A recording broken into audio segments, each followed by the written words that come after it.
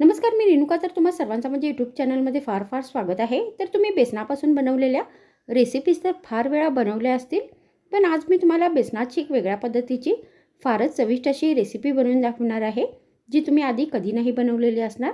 मग चला सुरू करूया आजचा व्हिडिओ. मी ही रेसिपी बनवण्यासाठी सर्वात आधी आपल्याला याचे बॅटर बनवायचं आहे.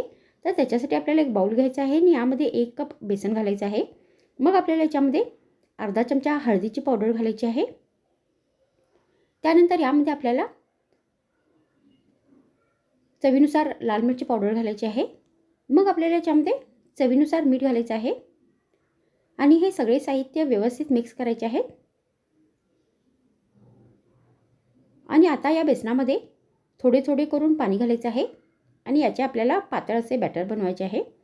तर हे बेसन पाण्यामध्ये व्यवस्थित आपल्याला फेटून घ्यायचे आहे. तर या प्रमाणामध्ये आपल्याला हे बॅटर बनवायचे आहे. त्यानंतर आता आपल्याला या रेसिपीसाठी एक पेस्ट बनवायची आहे. तर त्याच्यासाठी मी इथे मिक्सरचं भांडं घेतलेलं आहे. तर याच्यामध्ये आपल्याला एक बारीक चिरलेला टोमॅटो घालायचा आहे.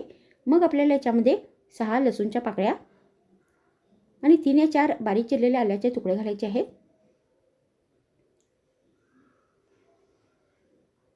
त्यानंतर याच्यामध्ये आपल्याला अर्धा कप बारीक चिरलेली कोथिंबीर घालायची आहे. त्यानंतर याच्यामध्ये चवीनुसार बारीक चिरलेली हिरवी मिरची घालायची आहे आणि यामध्ये अर्धा कप पाणी घालून या सगळ्या साहित्याची एकदम बारीक पेस्ट बनवून घ्यायची आहे. तर मी इथे पेस्ट बनवून घेतलेली आहे. त्यानंतर आपल्याला एक प्लेट घ्यायची आहे आणि या प्लेटला व्यवस्थित तेल लावून घ्यायचं आहे. मग यामध्ये आपल्याला जे बेसनाचे बॅटर आहे ते सगळे ओतायचे आहे. तर व्यवस्थित या बाउलमध्ये हे बॅटर आपल्याला सेट करून घ्यायचं आहे. त्यानंतर आता आपल्याला गॅसवर परत एक भांडे ठेवायचे आहे आणि यामध्ये 2 चमचे तेल घालायचे आहे. मग तेल गरम झाल्यानंतर आपल्याला याच्यामध्ये अर्धा चमचा मोहरी आणि अर्धा चमचा जिरे घालायचे आहे.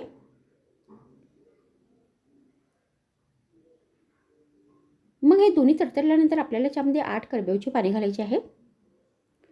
मग आपल्याला याच्यामध्ये एक बारीक चिरलेला कांदा घालायचा आहे आणि हे सगळे साहित्य व्यवस्थित तेलात तळून घ्यायचे आहेत. मग सगळे साहित्य व्यवस्थित तळल्यानंतर आपल्याला याच्यामध्ये ही जी केलेली पेस्ट आहे ती सगळी घालायची आहे आणि यामध्ये आपल्याला अर्धा कप पाणी घालायचं आहे. त्यानंतर याच्यामध्ये आपल्याला अर्धा चमचा हळदीची पावडर घालायची आहे. त्यानंतर याच्यामध्ये आपल्याला अर्धा चमचा धने पावडर घालायची आहे. मग आपल्याला याच्यामध्ये 1 चमचा गरम मसाला पावडर घालायचा आहे आणि चवीनुसार लाल मिरची पावडर घालायची आहे. मग शेवटी आपल्याला याच्यामध्ये चवीनुसार मीठ घालायचं आहे आणि आता या सर्व साहित्यांना व्यवस्थित मिक्स करून या ग्रेव्हीला आपल्याला 2 मिनिटांपर्यंत व्यवस्थित उकळू द्यायचं आहे. मग ग्रेव्ही उकळल्यानंतर आपल्याला एक छोटीशी वाटी घ्यायची आहे आणि याच्यामध्ये पाणी ओतायचं आहे. तर तुम्ही याच्या जागी प्लेट पण घेऊ शकता. मग ही वाटी जी आहे ती व्यवस्थित या ग्रेव्हीमध्ये ठेवायची आहे आणि त्यावर आपल्याला जे बेसनाचे बॅटर आहे ते ठेवायचं आहे आणि यावरती आपल्याला एक प्लेट ठेवून आता हे बेसनाचे बॅटर आपल्याला 5 मिनिटांपर्यंत स्टीम करून घ्यायचं आहे.